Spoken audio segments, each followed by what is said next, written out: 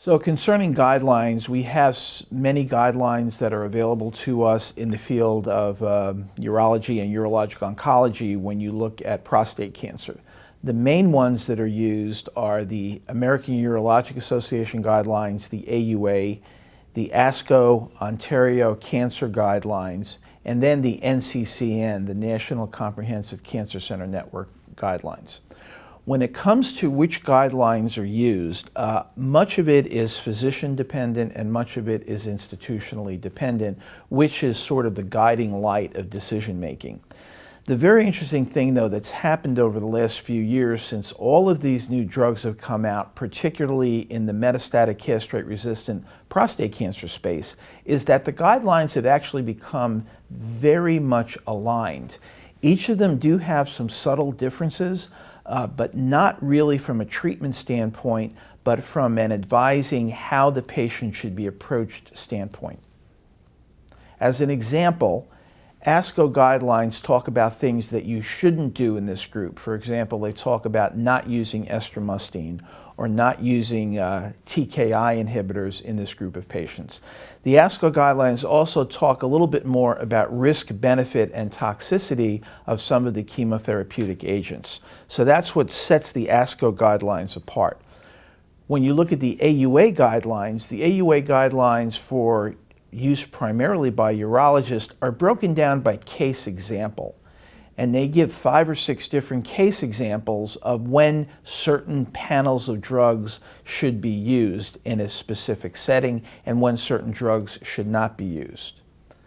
Lastly, the NCCN guidelines, I would imagine, are probably among the most popular for several reasons. Number one, they represent the care at most clinical and comprehensive cancer centers around the United States, and they're usually held up as the standard of care at most NCI-designated cancer centers. The other reason is they're translated into some other languages, they are available for patients, and they're much more accessible. So depending on the individual institution, I think that overall the NCCN guidelines are probably followed the most. And what's really happened with the NCCN guidelines over the last couple of years is that they have become much more compartmentalized when it describes individual patient characteristics. So concerning the NCCN guidelines with metastatic castrate-resistant prostate cancer, the most recent update has now broken down the approach to patients with metastatic castrate-resistant prostate cancer into visceral and non-visceral disease. Also, pre-docetaxel and post-docetaxel.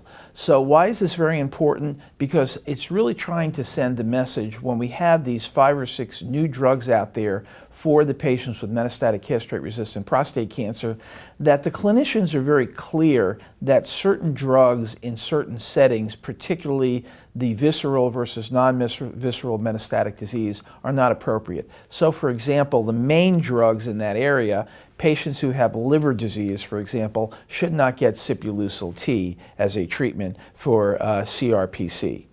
Another drug is the radium-223, again with visceral disease, non-bony disease, probably not appropriate to use it. And again, the NCCN guidelines make this very clear for the practitioners and hopefully for the patients who may be using the patient-friendly versions of these different guidelines. So concerning getting medications paid for in this space, it's all over the place. Some use USP as the guideline for whether or not an insurance company will or will not pay for a certain treatment. Others will use NCCN guidelines. And very sadly, there's actually insurance companies now who are developing their own guidelines and will only pay physicians not only for the drugs that they use, but from my personal standpoint, very sadly, they will actually pay a bonus to oncologists who happen to use their particular panel of drugs. So when it comes to what the insurance company will or will not cover, it's starting to get a little bit tricky and a little bit more contentious, and everybody's very worried about the cost of these drugs, very appropriately. But the burden on the pharmaceutical industry to develop these medications is enormous. And these drugs don't come off the shelf. You don't go to a local hardware store or pharmacy and just buy it off the shelf. A great example is Sipuleucel T. The original work on Sipuleucel T goes way back to the mid-1990s. It took them 14 to 15 years to do all the clinical trials, do all the basic research, all the phase 1, phase 2, phase 3 to finally get that drug to market. So I think a lot of us understand, why is a drug like Sipuleucel T so relatively expensive? We understand it took a long time to get that drug to the marketplace.